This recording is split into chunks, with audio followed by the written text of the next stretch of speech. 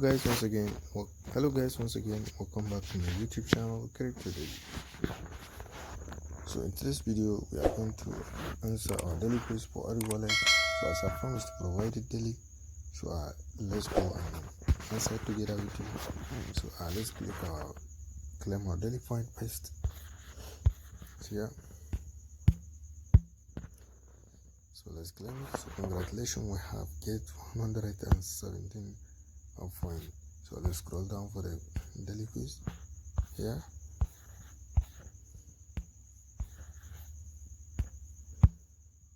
So let's click on it. Let's start quiz. So the today's question here is that what can be expected from a token ban? So the answer is basically, as you can see, like definitely it is not at Haradam. So since we promised to provide it, so definitely no matter how easy the question it is, I will provide it.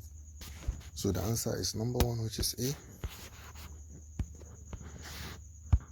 So click on submit. So congratulations, we have getting the correct answer. So and again, don't forget to count these missions, which you have to collect your spore point. So let's click on spore. So let's click on our daily check-in. So great job, we have getting 101 point.